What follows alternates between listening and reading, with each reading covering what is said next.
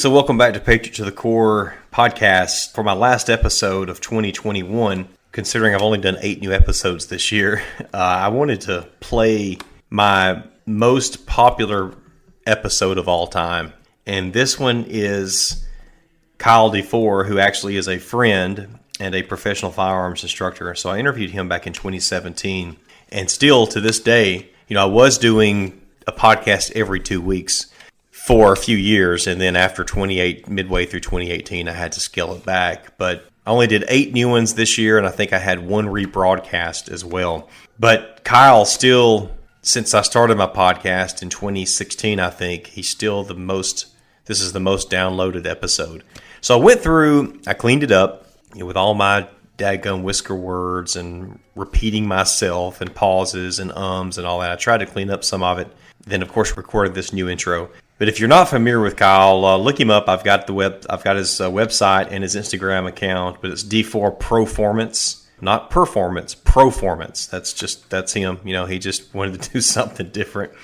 But he's a funny guy. He's a great American. I mean, this guy served our country full time, or served our country for 10 years, and now he serves because he trains. He's a professional firearm instructor and trains a lot of military and law enforcement, and he does civilian classes too.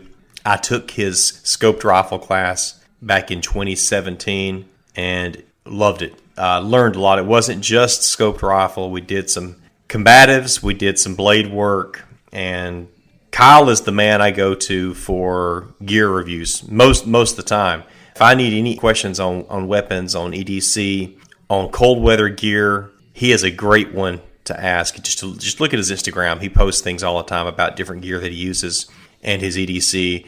Also, if you're a Harley man, he has a Harley, and he shows how he customizes it and the companies that he supports. He's a big-time American company supporter. A big part of this is how he prepared for the military, and not the military, how he prepared for buds. We both grew up in the same small town. This is pre-internet, as he definitely describes, and how he found out about it and how he did his research, and then how he figured out how to prepare for the water portion of buds. Kyle has his own personal PT test. One of those is he's got to be able to do at least 20 pull-ups. When I interviewed him, he could only do about 18 because he had an injury, but I'm sure he's easily well over 20 again.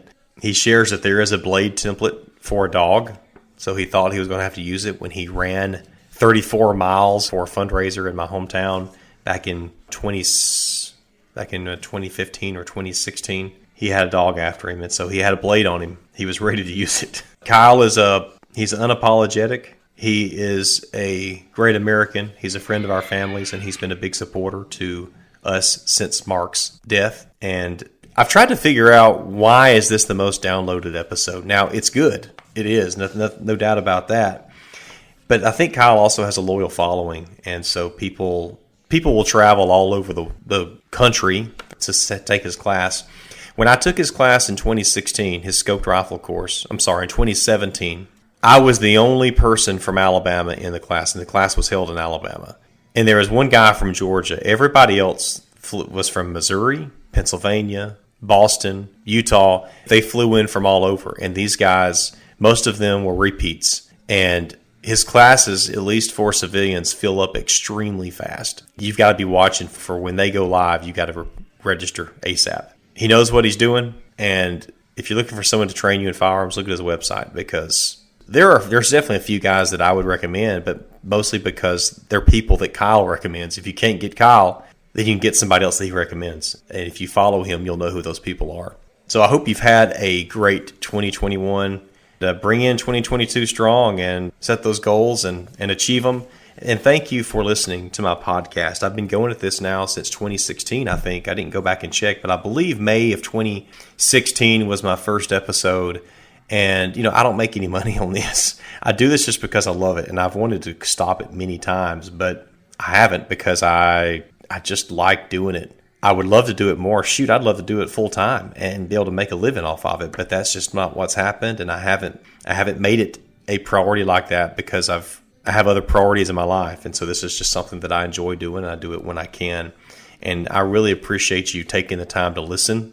Hopefully you make it past this intro and get to the good stuff, because you don't want to hear my voice. You've already heard it for way too long right now. Appreciate all the support. Have a great year and enjoy the interview with Kyle. Kyle, it's great having you on my show, Patriot to the Core. Thanks for joining me today. Yeah, glad to be here. Thanks for inviting me. So I wanted to talk first about your life growing up in the Ville in Northwest Alabama, and why you even, like, when did you decide you wanted to go in the military, and when did you decide you wanted to be a SEAL? How did all that come about? Yeah, well, as you kind of know, because I don't know if the listeners know, but me and you are from the same town, so we're both from Haleyville, Alabama. You've got the inside scoop. So, when we were growing up, pre-internet, I guess we would call it now, we didn't know what we didn't know, so I think most of us around that area, that Northwest Alabama area, we were going to do probably what our parents did, which was, maybe go to college. I don't even think going to college back then was a 100%er. But I think most people around our age were going to college when they graduated or whatever. Mm-hmm. Then generally, I think, getting a job in some way supporting the manufactured housing business, because that's kind of what we had there, Right. Quote unquote mobile homes. So, that's what my dad did. That's what almost our town was built on. Whether guys did lumber to support it or they did, furniture or whatever, it was all to support that industry.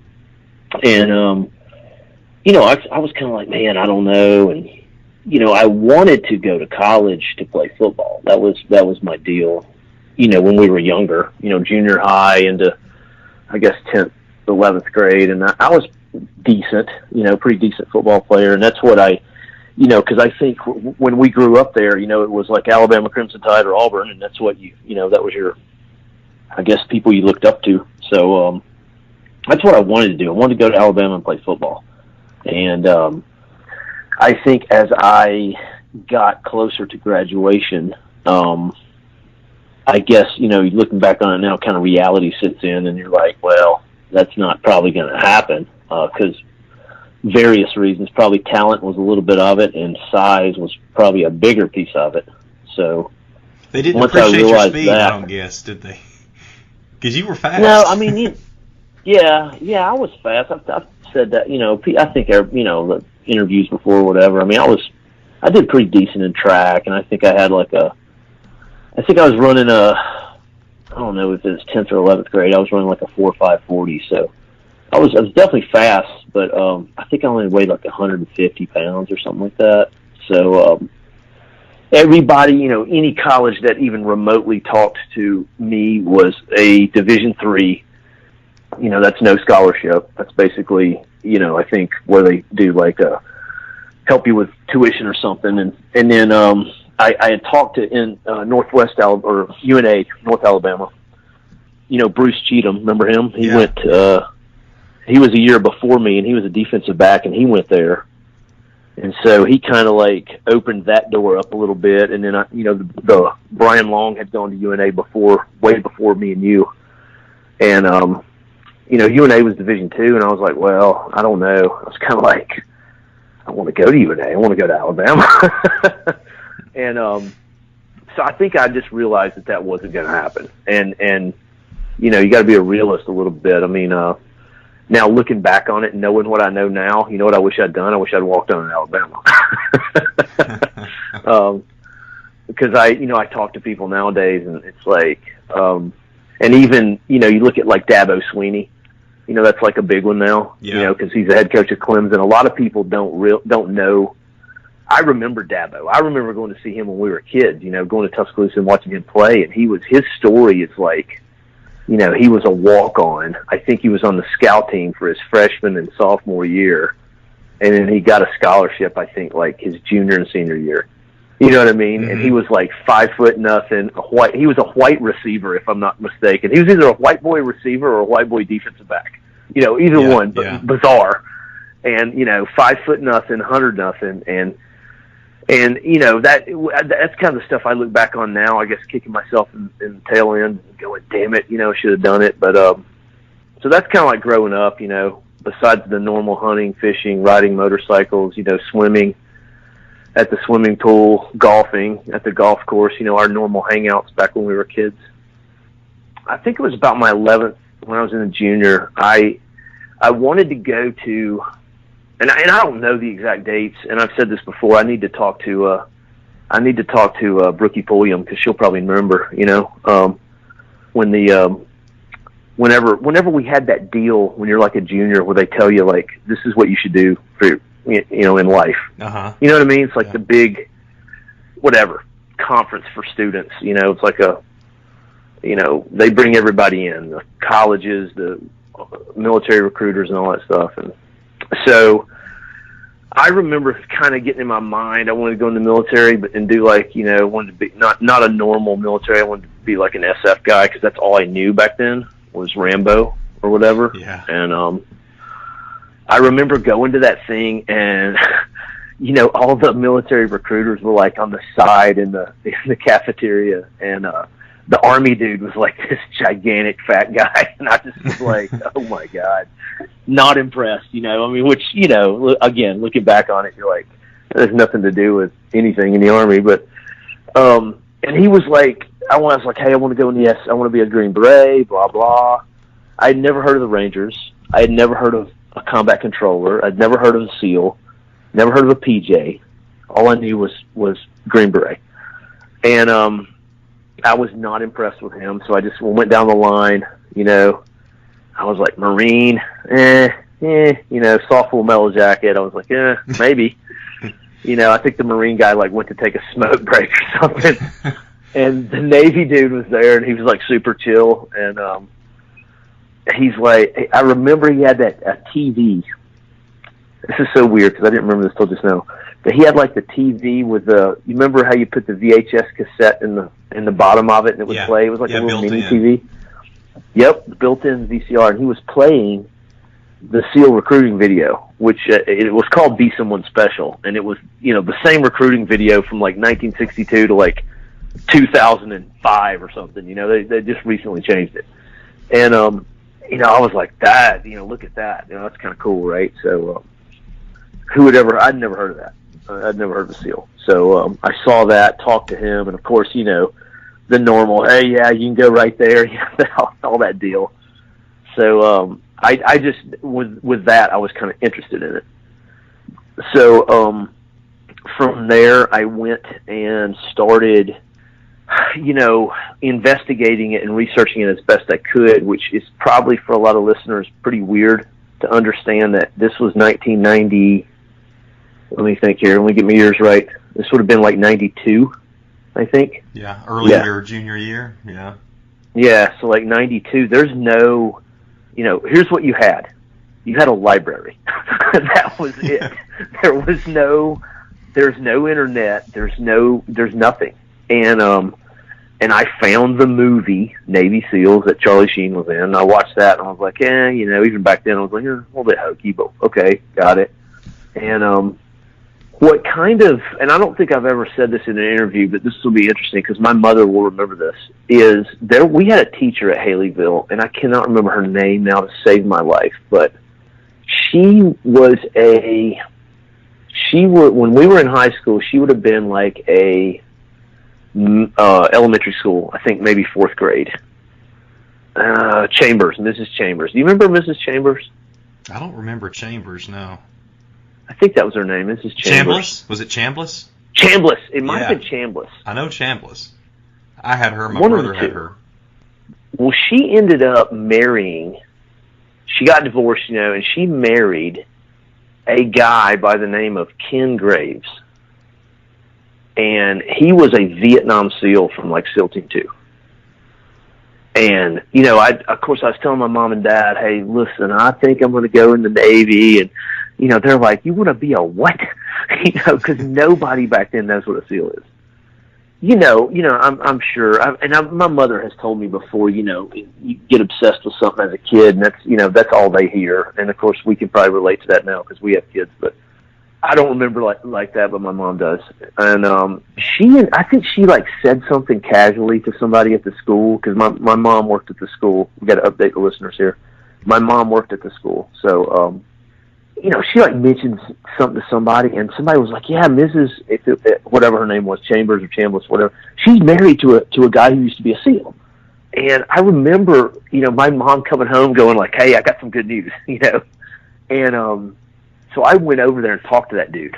And man, I will never forget it. It was wild. It was, because he was, he's a full-on Vietnam frogman. And they lived down, I'll tell you where they lived was the road that's in the curve across from Banks Barbecue, whatever that road was, you can go down that road. Yep, that goes out but to Miller's Seafood. Is it that one you're talking about? Yep, that's the one. That's the one that goes to Miller's Seafood. Correct. They lived down that road somewhere.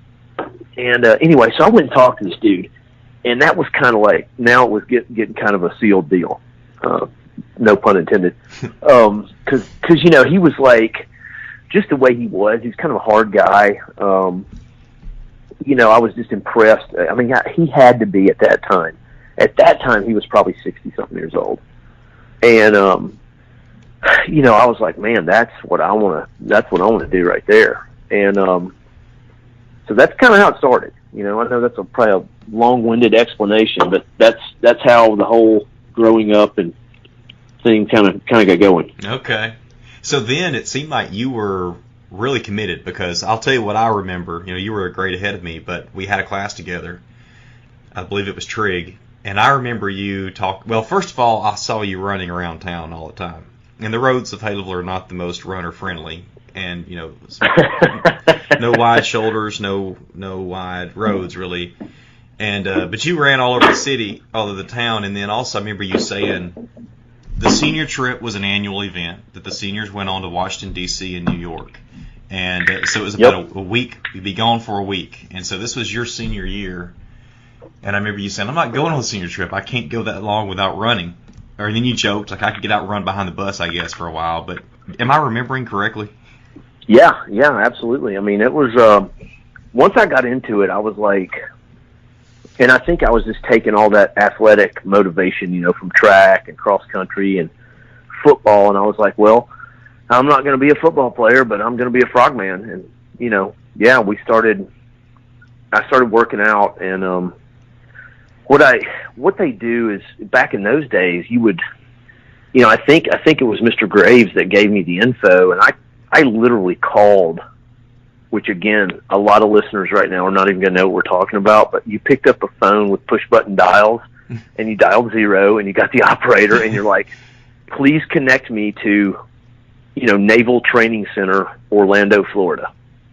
And, back in them days, the Navy had 3 boot camps. They had Orlando, San Diego, and Great Lakes. And basically, you went to the boot camp for where you were from in the nation. So obviously, we were from the South. We were going to Orlando. If you were from, I think it was, the Plain States westward, you went to San Diego. Everybody in the North and the Midwest went to Great Lakes, went to Chicago. So I knew I was going to go to Orlando. So I called down there, and I talked to the SEAL on duty, which, looking back on it, was freaking bizarre, but I was like, hey, I want to come be a SEAL, which I'm sure he took that phone call 100 times a day. Yeah. And I said, what do I need to do? And he sent me in the mail, of course, because there's no email. So it was like a package, and it told you, here's how you get ready for buds. This is what you need to run. This is what you need to swim. This is how you need to work out. And I got that, I think, when I was in, it probably would have been sometime in my junior year. I don't know when. I can't remember when, but yeah, so by the time I was a senior, I sacrificed a lot of things. I mean, I quit football in my senior year, which, there was a lot of people that were not happy about that. Yeah, and I remember. It wasn't just my dad, and it wasn't just my mom. I mean, I remember, a lot of the coaches. I mean, I got pulled into basically every athletic office down there, and basically told, hey, do you know what you're doing, kind of deal. And I said, well, yeah, and it was funny because I don't think that would happen nowadays. I don't think parents and or administrators would they'd be like, look, kid, you can get a D3 ride, or you can get a D2 ride, or whatever. Because even track, I probably, maybe it wouldn't have been for football, but maybe track, because I was doing pretty well in state meets. But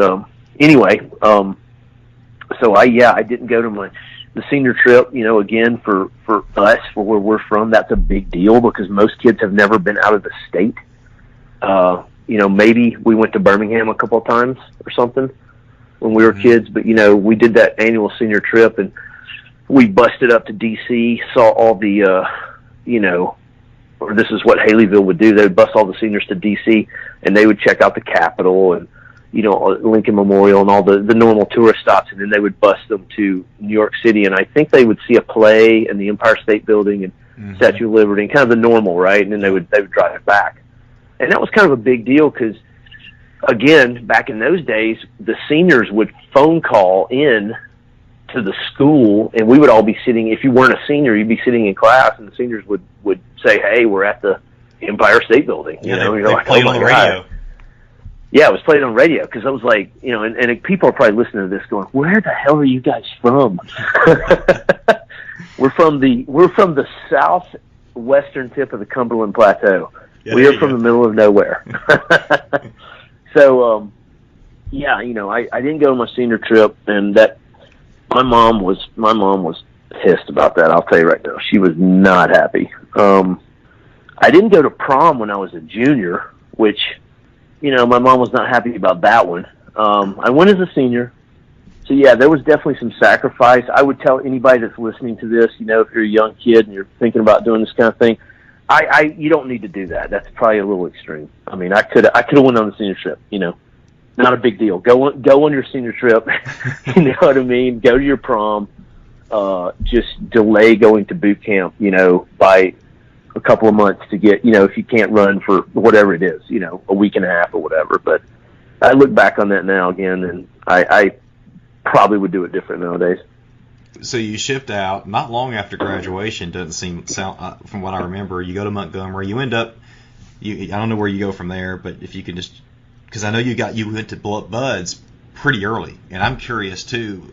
Was that common to go to Buds at 18 years old? I think that's how. No. Okay. So I can't remember, in Alabama, we go to school. It's not like, I think we're actually a little bit different than a lot of other states. Back in them days, I think we started in September, first week of September, something like that. And I think we graduated like mid-May or something. Does that sound about right? Mid-May, yeah, 18th, somewhere around there, or 20th, I don't know. Somewhere around there. And I left at the end of May, so I think I had a week or so before I went to boot camp, which was an impressive week in itself, if I remember correctly. Because I was like, man, I'm going to the Navy. I was like, every girl that I ever wanted to ask out, I think I asked every one of them out in that week and a half. And the funny thing is like half of them said yes, so I had a real problem. Hey, well, one of those girls, I remember her telling me about you get in the hotel in Montgomery, and it's like you wore the carpet out just from doing all the push-ups, so instead of anytime you had any downtime, you were just doing push-ups. And yeah, because I didn't want to fail the PT test, Yeah. But, yeah, so I went, I think, it was the end of May sometime. I can't remember. I was in Navy. I went down to Montgomery. That was where our processing station was. And I'd been to Montgomery a few times because that's where the state track meet was every year, so I kind of knew the area semi-well. But went down there. They bused us from Montgomery to Orlando, Florida. Started boot camp. I can't remember the exact. I think it was May 29th. Don't quote me on that, somewhere in there. But, yeah, right after graduation. And I had set all that up. So, when I was a senior, I had basically set it up so that I knew that the source rating, the job that I was going to have in the Navy would be a job that the SEAL teams would recognize. And this is kind of talking over a lot of people's head probably, but nowadays we don't have that problem in the SEAL teams. You're called a special operator, but when I came in, you had to have a job in the Navy, whether you were a torpedoman or a bosun's mate or a signalman or a quartermaster. Now, if you passed Buds, you were never going to work in that job. But you had to have a job where if you failed Buds, which is obviously, that's the percentages, 70, 80% fail rate. So the Navy had to have something you could do for the next 4 years. So I went to Orlando, went to boot camp, and I thought boot camp was the greatest thing ever, personally. I mean, especially in Orlando. Guys that have gone to Orlando can tell you, I mean, It's 80 degrees, 90 degrees, it's like perfect weather. And probably the best thing about it is that's where all the girls went. So if you were a girl coming in the Navy in those days, that's where you went to boot camp too. And girls did not go to Great Lakes back then, and they did not go to San Diego. They only went to Orlando. So I thought it was the greatest thing I had ever experienced in my life. It was like, there's women everywhere. Everybody's in decent shape because, you're having to run. And I mean, even the standards for the normal Navy back then were halfway decent, and everybody's young, and everybody's 19 or 20. So, and so I guess you have a shaved head. Everybody, you stand out, right, when you go out in public. Yeah, but there's no going out in public. Okay. Yeah, you don't. Okay. When you're in boot camp, you don't leave. Yeah, so it's like, I don't know, Navy boot camp's like 8 weeks or something like that. 6 maybe. I don't know. 8 weeks sounds about right. You learn Navy stuff. Nautical stuff. You learn how to, as the old saying goes, fold clothes really well, because you have to, everything has to fit in your sea bag and underneath your rack on the ship, which I never experienced, thank God. But so I don't know. It's something like maybe halfway through boot camp, they ask during one of your little PT exercises, physical training exercises, they say, hey, does anybody want to volunteer for a specialized unit called EOD, UDT SEAL Team, or Navy Diver? And, like, no kidding, everybody raises their hand. Every male raises his hand. And so they pull you all aside. You do the PT test. There was, I think we had something like 30 people who volunteered for the SEAL teams back when in my class, and we had 2 of us that passed the test. Which, looking back on it, that test was really not hard. I mean, I could pass that test right now. You know what I mean? Like, not hard at all. But me and this other dude passed it. So they're like, okay, it's kind of like good or bad, however you look at it. Right at that time, once you pass that test, that's when kind of you already get segregated, and it's already kind of a specialized thing. Because they're like, okay, you guys passed it, so here's what's going to happen. Every day that your boot camp class does marching or does their version of PT, you guys are going to come to me and PT with me. And this is the guy that's the SEAL that's there. He's assigned there. So that was kind of cool. So me and this other dude would run our happy little butts over to the pool and, swim, run, and work out with the SEAL who was getting us ready for buds. So you shipped out, I guess you went to Coronado, is that right? Yeah, so I went to boot camp, and I got down there. I had to do I went to a school there in Orlando for 2 or 3 weeks, and it was a torpedoman school. I don't even think I finished the entire A school, because when you had orders to buds, I think they just made you do a certain piece of it. And it seems like it was 3 weeks. And yeah, so I was in Coronado. I was in buds in, let's see, it was the end of August, beginning of September. I graduated high school in May, end of May, 1st of June. And I was no shit in Coronado, end of August, beginning of September, same year. So I've wondered, I know you grew up swimming, so did I, but how did you prepare, or did you, for buds? Was there a place you swam in Haleyville? Did you go to the city pool and swim laps, or a pond, a lake, or what? Oh, you don't know this story? Uh-uh. I thought I might have never told this. I don't know. I do so many interviews, and it just, who knows? I just, whatever people ask. But, okay, so it's actually a pretty good story. So here we go. So when I get, as I said earlier, when you get that packet from the guy who says this is what you should be able to do, here's what the test is that you're going to take in boot camp. And I read it, and it's 500 yards, no fins, and you have to do the underwater recovery stroke. That's the only stroke you can do. You can't do freestyle. You can't do anything. That stroke only. So first off, I'm like, what the hell does underwater recovery stroke mean? Yeah. So, of course, I call the guy back. I'm like, what does that mean? He goes, listen, kid, it's the side stroke, except we put our head underwater. So when we turn our head, we can breathe. So we're not angled in the water. We're more, on plane, if you will. So I'm like, okay. kind of get it, but okay. So what I was doing is I was swimming there at the city pool in Haleyville, and if you remember the guy Kyle Rushing, remember him? Mm-hmm. He ran like that that facility up there, whatever it was called, the neighborhood facilities building, I think it was called. Yep, that's it. It was like our version of a YMCA for everybody that's listening. And we had it was a 50-meter pool, but it had a wall in the middle of it, so really only like 25 yards of it was actually good.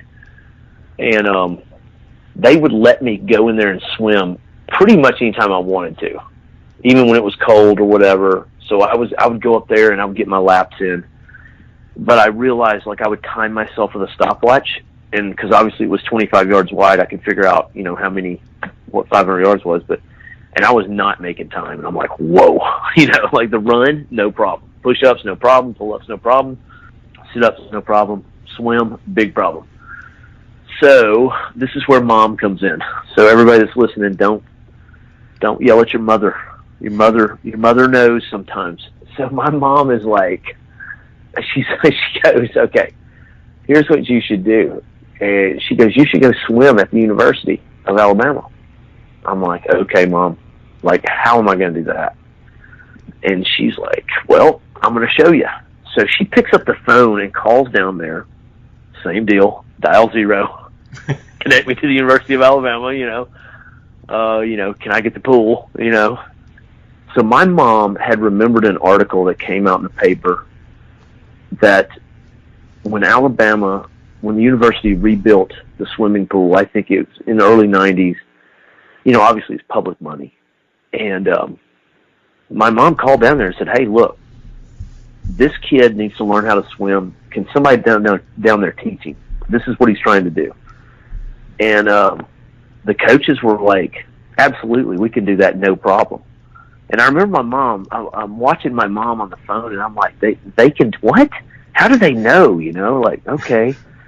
So because my mom worked at the school, and this is where this whole thing is, this most bizarre story in the history of time, but, I varsity lettered in the 9th grade for football, and I varsity lettered in the 8th grade for track. So I had, I didn't have to go to PE my senior year. I probably didn't even have to go my junior year. I had plenty of stuff. Yeah. So I had enough credits. I knew I wasn't going to college, and I didn't have to do PE. So technically, I was done about noon my senior year with school, like classes, like whatever it was, trig, English, history, whatever. I can't remember whatever we took back then. But I remember getting done at like 11:45 or noon. So my mom talked to the principal, whose name at the time was Mullins. I don't know if you remember that dude. Oh, yeah. But definitely. That was the guy who was the principal. She talked to him, and she talked to Coach Ashley, who was the assistant principal, and she's like, listen, can he go, to Tuscaloosa when he gets done and swim? And they're like, yeah, whatever, we don't care. He's out of school. That's fine. That could basically be his quote-unquote, PE. So every day I would drive. When I got done with school, I'd hop in my car. I would leave the high school at like noon. I would drive to Tuscaloosa, which was probably, an hour and a half? Hour and a half, yeah. Yeah, hour and a half. Cruising down in the Silver Saturn? Is that what it was? Oh, yeah. Yeah, I had I either had the Honda Prelude or the Saturn, whichever one it was, and I would go down to the university, and the first time I go down there, the two coaches that were there, one was named Sonia and one was named Ray, and both women. And I show up and I walk in, and I'm like, hey, I'm looking for Sonia and Ray. And they're like, that's us. I said, listen, here's what I'm trying to do. I'm trying to get really good at swimming the side stroke, no fins, and I need to be able to do this amount in this amount of time. And this is a God's honest true story, I swear to God. One of the two, I can't remember them apart now, but Sonia or Ray looked up at me and said, oh, are you going to Bud's? And I was just like, what? I was like, well, I'm trying to, yeah.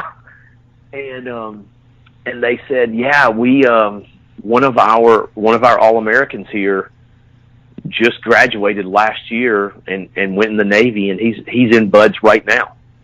Like, he's in the Navy. He's in Coronado right now. And I'm like, you've got to be kidding me. what are the chances? So they knew, and so you got to imagine this kid is an All-American swimmer at Alabama. He is, obviously him learning the underwater recovery stroke's not a big deal, but they knew it because they had watched him do it so much. So they knew how to teach it to me. So they taught me how to do it, and I swam for, I can't remember, we maybe asked my mom, she might remember, I don't know, but I went down there. I mean, I probably put 30,000 miles in that car. I mean, you know what I mean? Because I went down there daily. I went down there at least 3 or 4 times a week. Dang. Because I knew that was the weak point. And again, that's a lot of sacrifice to be 17, 18 years old. Obviously nowadays you probably don't need to do it because there's more working out facilities and stuff like that, I think, available. But those girls down there, they got me real squared away. And again, as an 18-year-old boy, it was, being at the University of Alabama with their swim team was not a bad deal at all. No. Not a bad deal. So that was kind of cool. A sidebar to that story is, 3 or 4 years later, when I was at SEAL Team 2, I met the guy who Sonia and Ray had trained. Me and him, we served together at SEAL Team 2. So awesome. Kind of cool. Yeah, that's crazy. Kind of came full. Yeah, I mean, it's like, what's the chances, right? Yeah, I had no idea that's what you did. I've wondered if you broke into the city pool at night, or if you went out on at Bear Creek, or what you did. So yeah, because you gotta. The biggest thing is you gotta understand how to do that stroke efficiently, because and a lot of people always ask, why don't you guys just do freestyle? And enemy's just not. Freestyle is just not something that's going to be done normally. Obviously, when you're swimming across the beach or whatever, on a real world type thing. So that's the reason we do that stroke. But yeah, so that's the story, man. That's how I learned to swim, basically. Okay. Well, I wanted to ask you too, and I may have my terminology wrong because I'm not sure if it's different in the Navy, but in the course of your training, before you're assigned to a team, you went to SEER. And I want to tell you a story. I remember when Mark went, and I don't know, did y'all go to Washington for SEER, or did y'all go somewhere else? Now, I didn't. SEER training was not in the pipeline for SEAL Team when I came in. Okay. You went later, like after you were at your SEAL Team, you would go. So you would either go to Maine or Washington. Okay. And there's different levels of that too. So. I have been through all levels. So I didn't go until later, though. I had probably been in the SEAL teams, 3 years before I went. Okay, so you're a great person to ask this question then. I remember Mark telling me at one point they're doing, I guess it's interrogations, and so they're asking for volunteers, I think. And so Mark just raised his hands like, I'll volunteer, you can interrogate me and torture me. And so they jumped on him and said, you never, ever volunteer if you're held captive to be interrogated. So I just wonder, is that what y'all taught? They taught you, and why is that? Well, I think the thing is that, if you volunteer for something like that, obviously you're looking for one of two things. You're either looking for a way out of the situation, or you're looking to control the situation, right? Or maybe a combo of both. But yeah, that would not be something that I think any SEER school is going to ever recommend, that you volunteer for anything when you're captured. I mean, we kind of joke about it now in a morbid way, but I mean, it's kind of true. I mean, with our current enemy situation, SEER training is not that hard because you're going to get your head lopped off. So. I mean, you know what I mean? If you get captured, right. You're done. So I mean, you get humiliated by being naked. They strip you down naked in front of women, right? So that's nothing. Yeah, like but I mean, like, off. It was not like it. Honestly, for us, that's kind of more, and Mark too. Same with PJ. So all the guys that have been through a hard selection course. I mean, like it. SEER school is you're just checking the block. You're just like, hey, we have to do it, so we go. Whatever. But I mean, like. Yeah, it's stripping you down in front of a woman. I mean, I don't think the reaction that they got from the frogmen was probably what they want.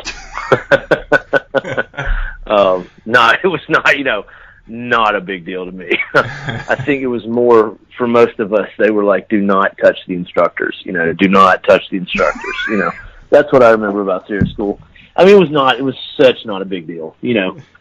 Like I had a day at Buds that was harder than all of SEER school together. You know what I'm saying? Like, what was it? It was just not like any day. I mean, there's tons of them. You know what I mean? Okay.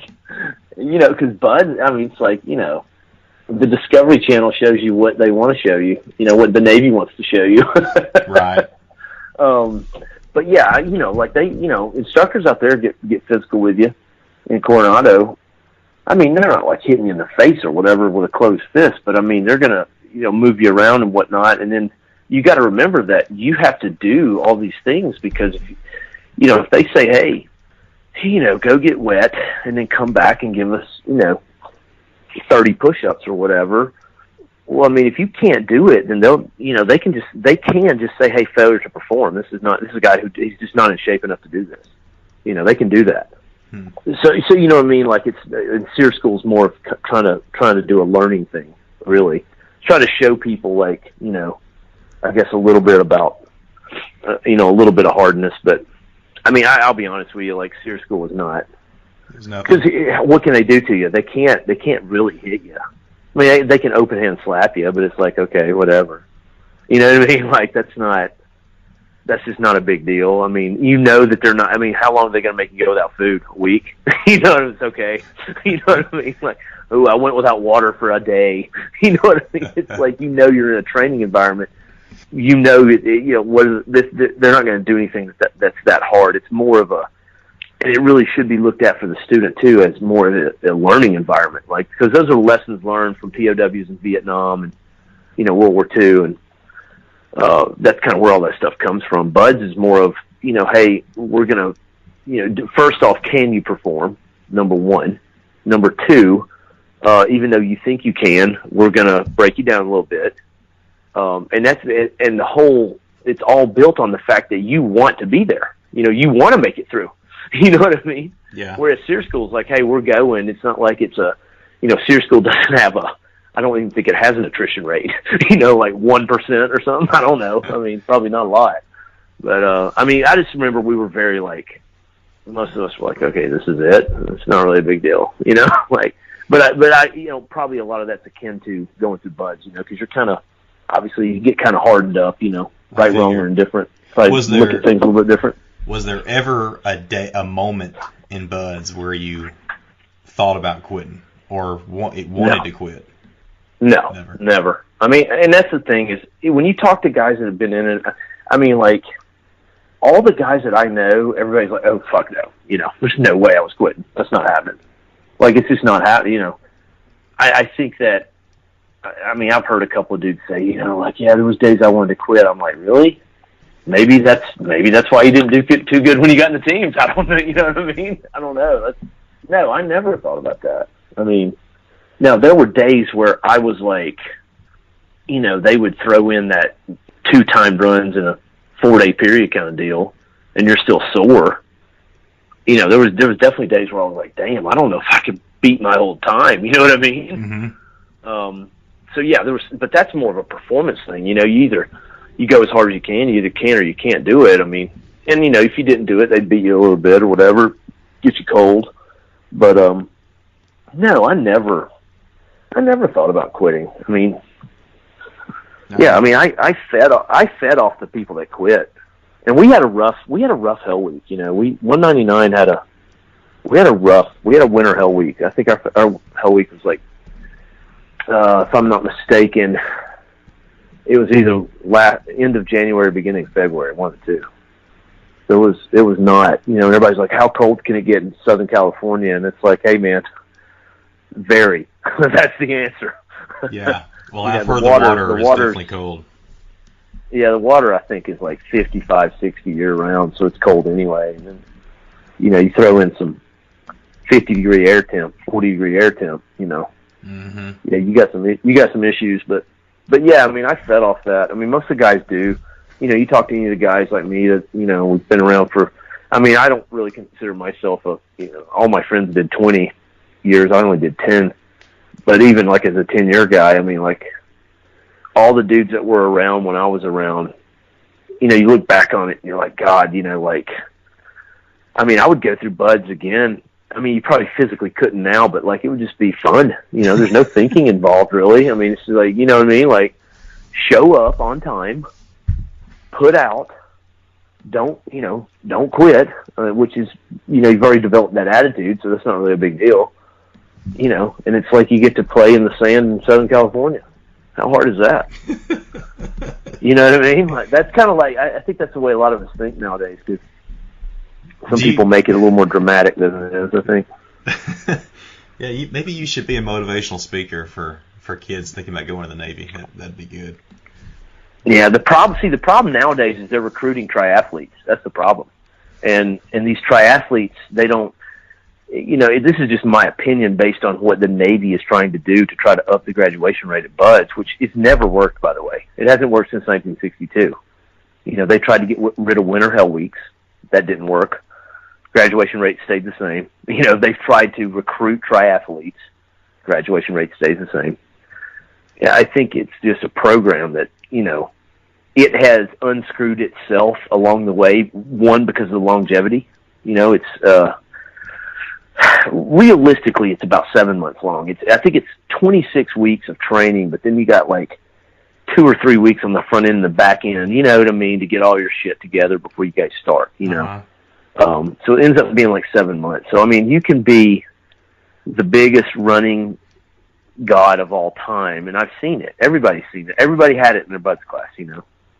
And those guys, you know, 7 months of that is a long time, man. You know, if they had the perfect formula, they wouldn't need it. You know, the selection courses, right? That's kind of what we say nowadays. It's like if we could impart our wartime experiences on a kid in BUD/S, you know, we could make BUD/S shorter. We could make it easier because we could test for what we're looking for. You know, but we can't. That doesn't exist. You know. Yeah. And BUD/S is not it doesn't mean anything sometimes anyway. I mean, there's guys that have done great in BUD/S. They went to their SEAL team. They did great. But, you know, maybe when they got overseas, they didn't do too good for whatever reason. There's various reasons. So there's no, you know, that's kind of the ultimate thing when it comes to this game is there's no, you know, if we had a USB port in our neck that we could plug all this info into, we wouldn't need experience anymore, would we? That's right. Yeah, you know what I mean?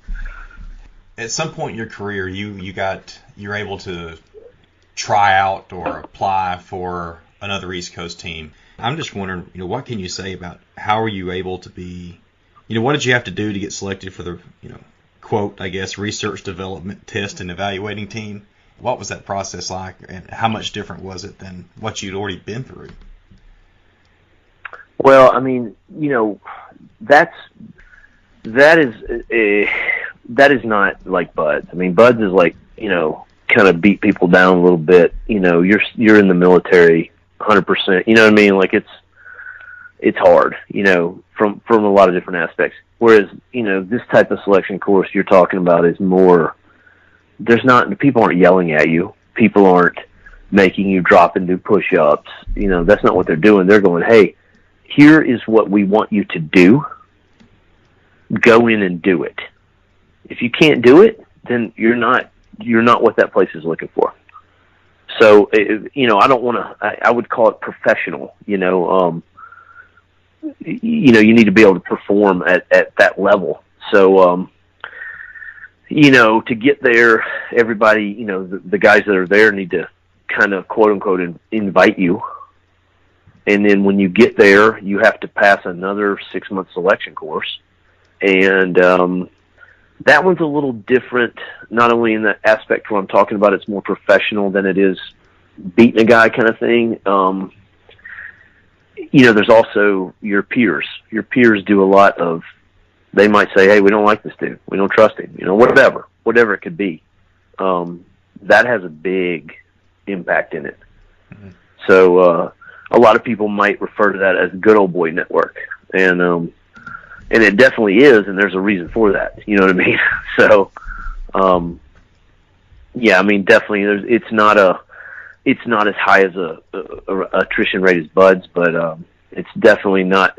there is not 100% of the people who started it are graduating it either. You know what I mean? Yeah. It's probably more like, it's probably somewhere like 50% or something like that. I would say 50% graduate, maybe as high as 70% graduate. Whereas opposed to buds, it's, you know, you might get 20 or 30% of the class to graduate, maybe. It's very impressive when people make it through the training that you have in your life. Has it come at a cost?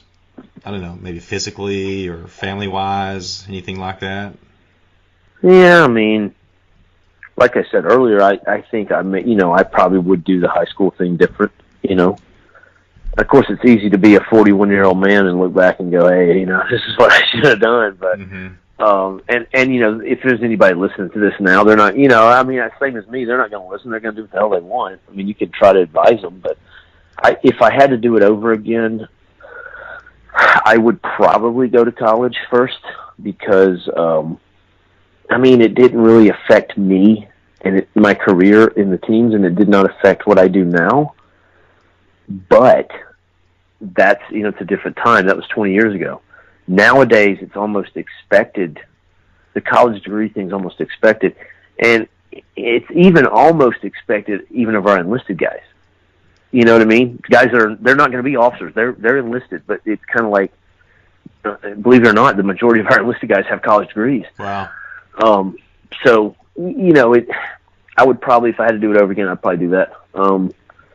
So I'd say, yeah, that was definitely, that was a little bit of sacrifice, right? Because obviously I'm not going to go back to college now.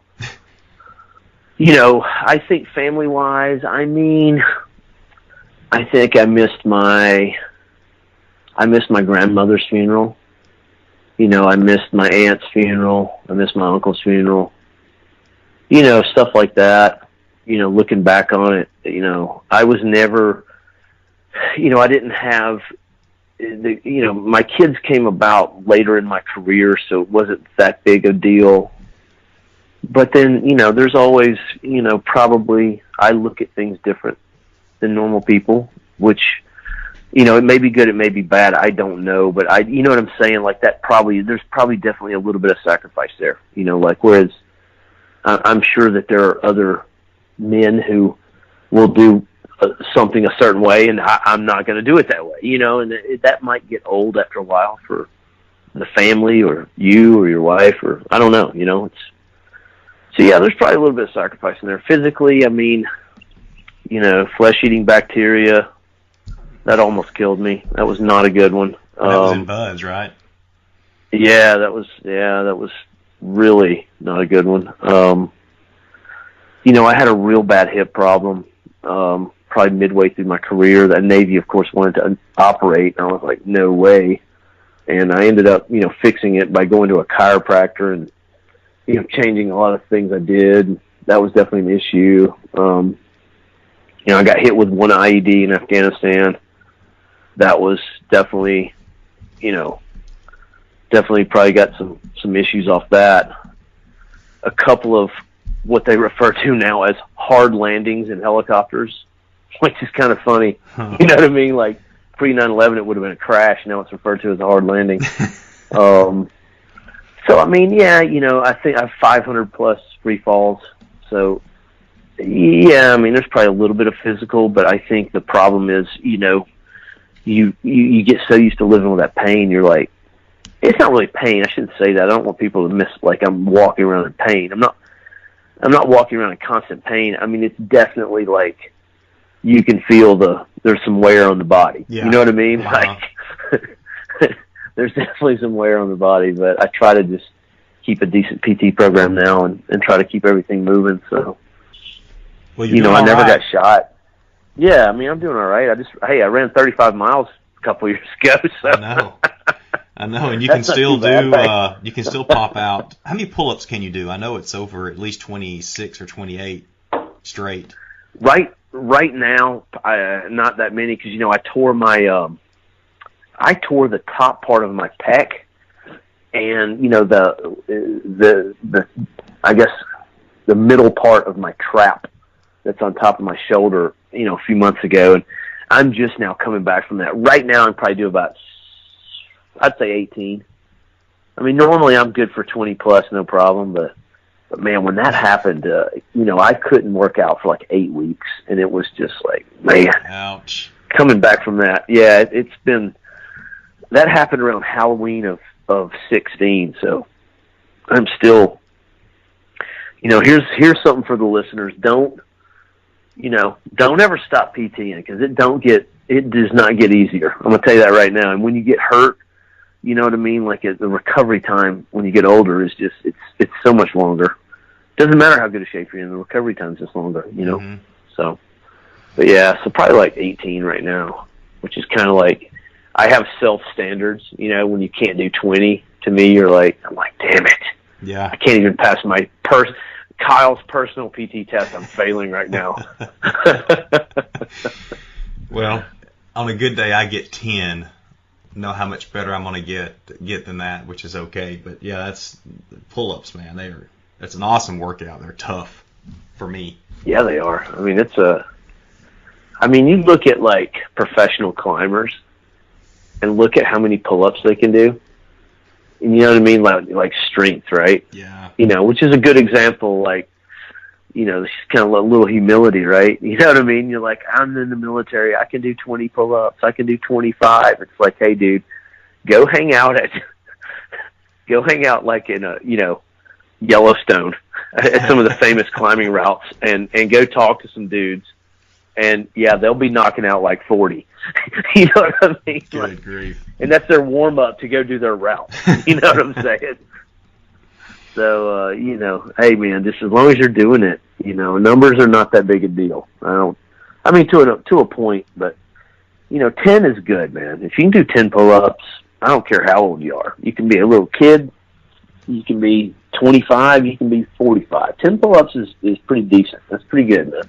Well, they're pretty strict. There's no kipping, and I think you're the same way. I think yours are the regular strict pull-ups. Is that right? Yeah. That kipping thing is not. Those are not pull-ups. No matter what a CrossFitter tells you, those are not pull-ups. CrossFit, or what we like to call it, military boot camp, but with sugar on top. I mean, you know what I mean? Somebody marketed Marine Corps boot camp and Army boot camp and BUD/S and Ranger School, and they marketed it, and it's called CrossFit. Yeah, and it's gotten huge. I wish I'd have thought of it. Yeah, I know. There's so much I'd love to talk to you about. I know now, well, for the listeners, I mean, you mentioned you ran 35 miles nonstop. I mean, just so they know, you did a fundraiser and you ran the route that we walk every year to represent Mark's age. You ran it almost 2 years ago now. And so you had an escort part of the time to help you at some different intersections. But I remember thinking, he's going to get chased by so many dogs. I mean, because there's so many. We're out in the country and we have dogs follow us all the time. But we'll have a group, of 60 guys, so we don't really get attacked. But they plenty of them follow us. But you managed to not get bitten by any out there in the country. Yeah, it was only one spot that was bad. I'm trying to think. It was where we went through I think it was the Aunt Jenny Johnson area when you come back out on 243, I think it is. Yeah. And there was these dogs came out of this yard, but I had my blade on me, and I had already, mindset wise, I was like, okay, any dogs that I'll give the owner one chance, and then I'll do a template on that dog, Because there's a blade template for a dog, to kill a dog. So I was running with my blade the whole time because obviously I'm not going to run 35 miles with a pistol. Yeah. So there was that one area right there, and I was like, man, this is bad. And I was, you're like 28 miles into it or something like that at that point, and I was like, I can't run faster. You know what I mean? Like I can't. I'm going to outrun the dog. That's not going to happen. So yeah, but I was like, and the dude was on the porch, and I was like, hey, get your dog. And he called it back, so it wasn't a big deal. But well, that was awesome you doing that, man. When we were on about mile 20, I'm going to say about 26, and I called you, and you were sitting on a plane in Birmingham ready to fly back home. So it was just incredible, man. Well, I told everybody, I appreciate you inviting me down to do it. And I was like, I would have walked it with you guys. I just didn't have time. So I figured, well, I'll do it, but I'm gonna have to run it because I got to be back at work. That's pretty funny. No time, so you just run it. Yeah. Well, I wanted to, in closing, Kyle, you are now, I mean, by the way, there is so much, you're all over, you're all over the web, and plenty of videos of you. You're a professional firearms instructor, so will you just explain what you do now as your profession? Yeah, so what I do now is I teach, basically one of about 4 things to the military, law enforcement, and I do civilian classes as well. I do, probably a dozen to maybe 18 civilian classes a year all over the country.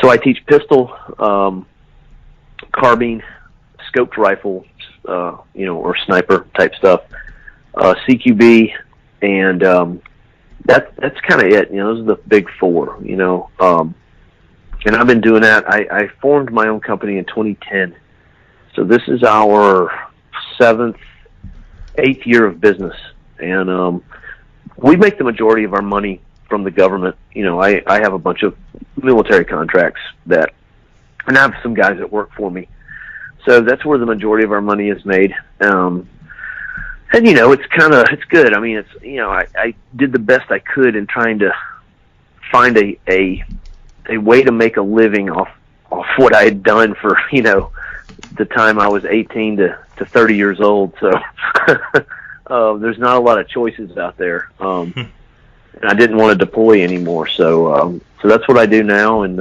it's doing pretty well. Yeah. We're all over the place. So I'm sure people can Google my name and get way more of me than they want.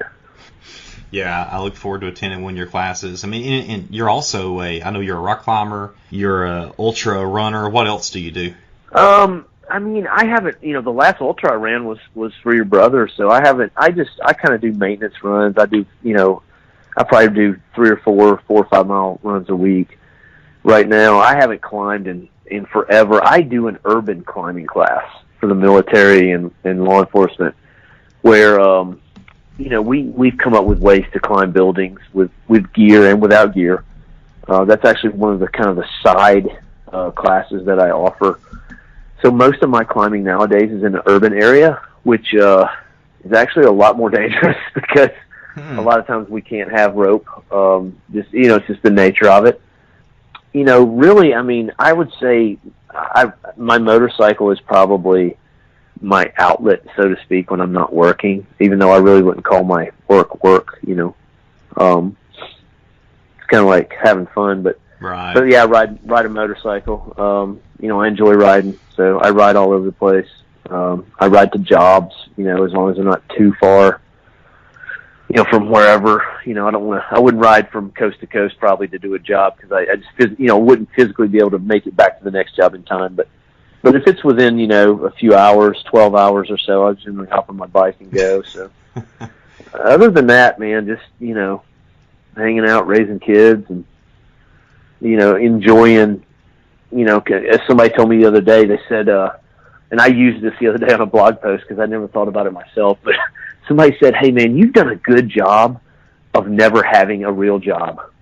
And I said, "Well, I never really thought about it like that, but okay." And I that's again, somebody says that to you, they're probably right. I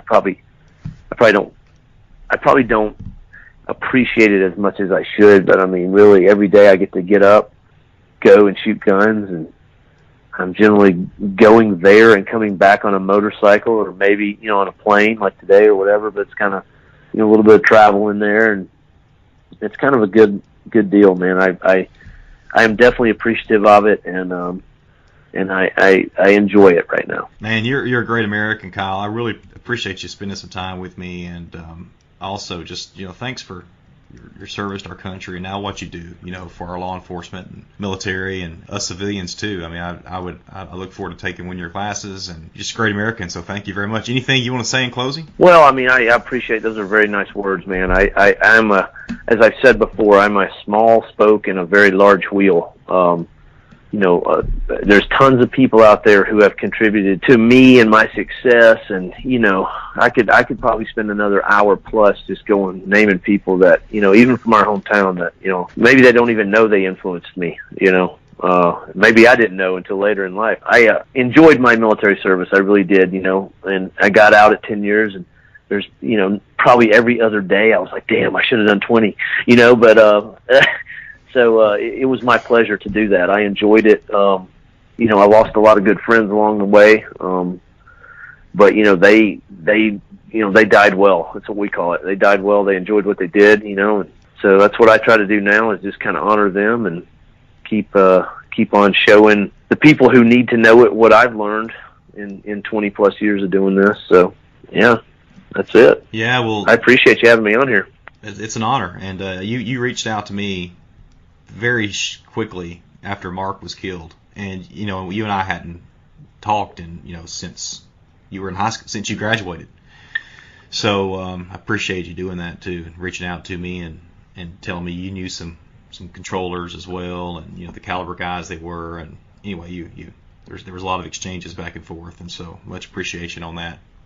Absolutely, man. That's unfortunately we've been touched with a lot of death on our side since the war, but it's hard when it's from a small town like me and you are from, and I definitely wanted to give you and your family a call, because it's odd, it's not like being in Fayetteville or Coronado or Virginia Beach, where unfortunately guys are getting killed all the time, and the community kind of hardens to it. So yeah, man, I was glad to hang out with your dad and your mom and your family when I came in. That was cool, seeing everybody again. Oh yeah. No matter, everybody will agree, man, we can't have a good war without a combat controller. Because when stuff gets really, really, really bad, you're like, hey, we need a big bomb right over there now. Hey, you see that tree line over there? It needs to go bye-bye.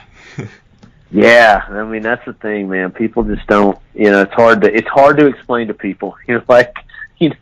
Medics and combat controllers, they do not get the appreciation they need, and the credit they deserve, because they saved a lot. I would not be alive. I'll tell you that right now. I would not be alive if it wasn't for some combat controllers. 100%. So awesome. I appreciate your brother and everything he did, and the sacrifice your family made too, man. That was that's a huge deal. But it's good. Your brother died well, so yeah, we appreciate everything he did. He sure did. Well, thank you. Till next time, Kyle. I'd love to have you on again, maybe sometime later on down the road.